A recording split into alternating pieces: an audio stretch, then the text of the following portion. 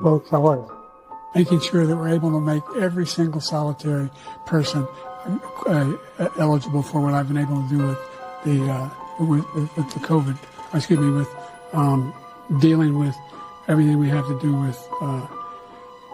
Look, if it's Trump looking at we finally beat Medicare, we're trying to provide housing for Black Americans. The impact on the choice. The idea that they're gonna, I'm proposing that everybody, the millionaires pay 1%. So no one I've not raised the cost of Social Security for anybody. I got my handicap, which when I was vice president, down to a 6. And wants to get rid of the ability of Medicare for us to be able to negotiate drug prices with the big pharma companies. What I'm going to do is fix the tax system. For example, we have 1,000 trillionaires in America. Billionaires in America. No one was hurt.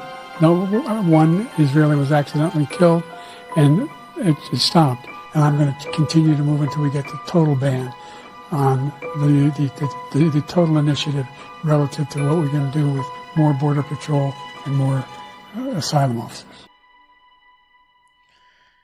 Man, Trump's campaign team is wicked.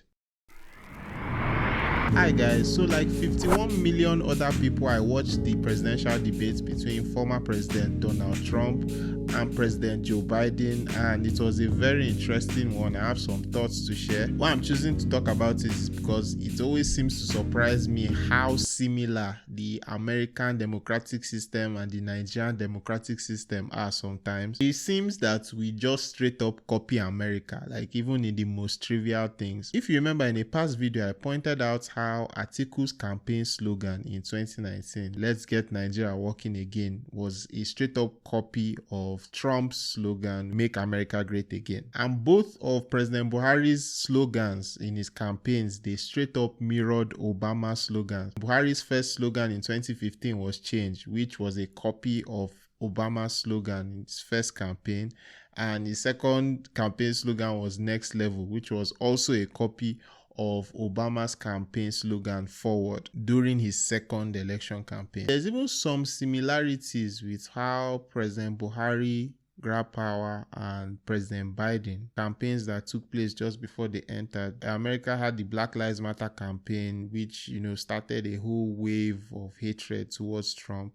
Just like we had the Bring Back Our Girls campaign, which kind of painted Goodluck Jonathan as an incompetent leader, and actually one of the reasons that led to him, being voted out of office. So in that regard, I guess the Americans actually copied us. I don't know whether it's intentional or not, but in recent times, it seems like our top two parties, they are mirroring the Democratic and Republican Party in America. Of course, that was until Peter Obi came along and scattered that whole system. But when it comes to ideology, these parties really don't have anything in common, though. It's all surface level mirroring. Like take, for example, the APC, the All Progressives Congress, right? I can't think of a single thing where the APC is actually progressive in. I mean, this is a party that banned Twitter for 7 months. I mean, I even read recently that they even want to start putting sanctions on skit makers, for God's sake. Skit makers. But I digress. The focus of this video, of course, is the debate between former President Donald Trump and President Joe Biden. And this debate left me with many questions as an outsider, as a Nigerian. Of course, the big story is how terrible Joe Biden looked. Like how he presented himself in this debate was a disaster.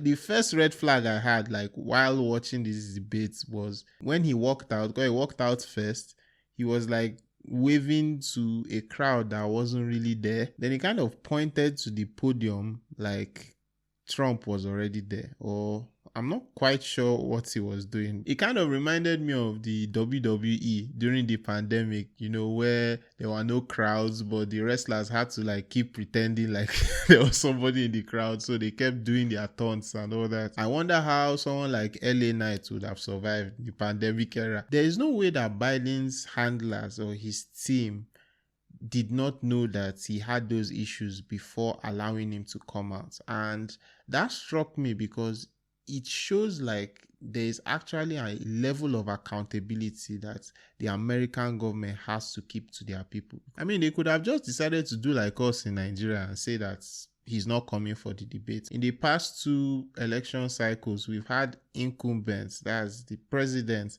have just straight up refused to come for debates, and they don't even give a reason. Meanwhile, in America, they are making these candidates come out and talk to the people, even though it's causing backlash on their own end. Which means the American political system, in as much as I'm seeing a lot of people complaining online, citizens are complaining, news networks are complaining, is not that bad. At least I don't think it's as bad as ours. I mean, it's definitely not as bad as ours. The debate itself was very funny, Osha. It was a train wreck. In fact, I think we actually had a better debate in Nigeria. That's the one with Peter Obi, Kwankwaso, and Atiku. I mean, that one was even more enlightening, and they seemed more coherent than whatever happened in this debate. But there's no doubt that Trump won this debate. Like, he definitely won this debate, but mostly because of Biden's gaffes. Like, Biden was making so many mistakes. In fact, he was saying some things that seemed like lies, but I'm not even sure if he was lying or he just didn't remember, or he just mixed up whatever he was trying to say in his head when he was bringing up some statistics, like saying some stuff like we have 1,000 trillionaires in America, which he now corrected to billionaires. We have 1,000 trillionaires in America. I mean, billionaires in America. And what's happening? They're in a situation where they, in fact, pay 8.2% in taxes. If they just paid 24%, 25%, either one of those numbers, they'd raise $500 million, billion dollars, I should say, making sure that we're able to make every single solitary person eligible for what I've been able to do with the with the COVID. With dealing with everything we have to do with. Look, if we finally beat Medicare. Thank you, President Biden. President Trump? Well, he's right. He did beat Medicare. He beat it to death, and he's destroying Medicare. Is this guy okay? Does he actually know what he's saying, or is he lying? I mean, Biden looked lost most of the time, and that was really bad because they had a split screen between Trump and Biden. So whereas Trump was looking, very determined, focused, even when he wasn't talking, when Biden wasn't talking, he looked like he was a mixture of like scared, and angry and confused. And Biden making so many gaffes is very strange, because even CNN said that he had like a week to prepare for this debate. He goes through 6 days of preparation at Camp David. More than that. And they know the rules. It was more than a week. Okay, so more than a week. They know the rules. He practices with the mics. He knows every one of these questions is coming. And yet he couldn't fill the time. Now, I just want to, let's see what the White House is saying. Sources close to the White House are saying he had a cold, wasn't feeling well. I mean, as you would expect, that came out early on in the debate. But what accounts for someone with so much experience doing so much preparation and this being the outcome? Honestly, I think the question answers itself. He wasn't capable of doing any better than he did. Maybe when they were preparing Biden for the debates, maybe they put him under too much pressure. That's what I'm thinking, because even in debates, he was talking so fast. Like, he was talking like, somebody that is trying to escape punishment. No, Daddy, it wasn't me. I just tried my best. He wasn't around. It was somebody. That's how he was kind of talking. He was talking too fast, and it didn't seem presidential. It didn't seem more measured. Trump was like more measured in his speech. He just kind of looked very sad. He looked like he was an old man that was being forced, to go out there and talk when he didn't want to talk. That's just how it looked like. And it's very unfortunate, because what most people remember from this debate are the gaffes. Like, for sure, they will remember it as that debate that Biden gaffed a lot. That's going to be the majority takeaway from that event. If I'm to summarize from watching the debates what each candidate said, I would say, okay, for Donald Trump, he was basically kind of saying that America is failing, is not as strong as it was before, and Biden is the reason. Like, if if he was still in office, that a lot of the things that happened wouldn't have happened. You know, the wars that are going on would not have been going on under his watch. The illegal migration that is going on in America would not have happened under his watch, and he would have handled everything properly. In fact, he gave a promise that, once he enters into office, he'll be able to stop the Russia-Ukraine war. I don't know how he expects to do that, but it was like saying that he's friends with both of the presidents, that he'll be able to stop it immediately. And one of his major talking points was that every single piece of bad news about him that is being pushed by Democratic Party, by Biden, and by the news is fake. Fake news. And on the flip side, Biden's debate summary was that Trump is the reason that everything is bad in America, and that, since he took over, he has been trying his best to mitigate what Trump did, and things are not the best that they could be, but they could get better. And one of Biden's major talking points was that everything that Trump says is a lie. But honestly, the more I watched the debates and the aftermath, I think they had already agreed on that talking point before the debate. Like, Biden's team had already agreed that, okay, throughout this debate, we're going to keep pushing that Trump is a liar. And you could even see from the aftermath, they started this whole campaign of all Trump did was lie. And that's another reason why I think Biden performed so badly, because he was attacking Trump like Trump was the one that was still president, which is a big no-no, for a debate where you are the sitting president. Because I imagine that Americans, like Nigerians, they want to hear how you are going to solve their issues, current issues. They don't want the president coming out there avoiding that and talking about their opponents, even though it's Trump. I know a lot of people hate Trump. And it seems like the laid down rules by CNN, the no crowd, muting people's mics when they were not talking, it seemed to favor Trump more. Trump just had to stand there and just look stern whenever Biden was like making mistakes. Like, Biden was allowed to make mistakes fully without interruption.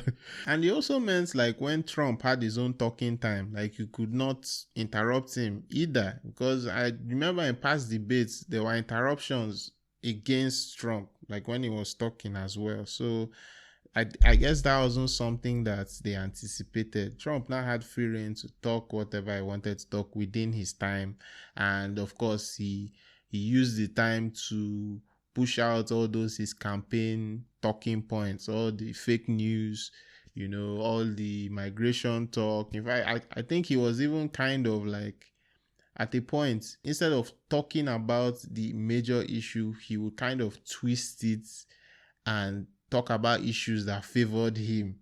My retribution is going to be a success. But when he talks about a convicted felon, his son is a convicted felon at a very high level. His son is convicted, going to be convicted probably numerous other times.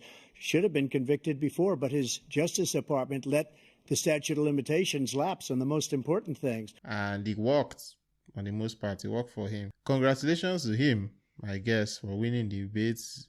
They still have 5 months to the election, so it's still a long road for both candidates. Anything can happen. CNN and some other news networks are already talking about the Democratic Party replacing Biden with another candidate, before the election.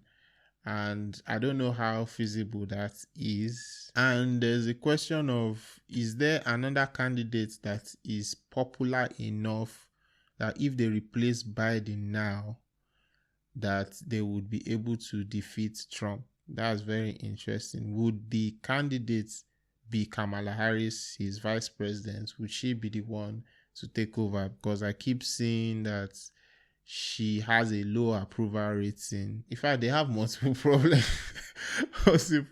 After watching the debate, I was just like, man, Biden is in trouble. Democrats are really in trouble, because they now have to start answering questions of, how long was Biden like this?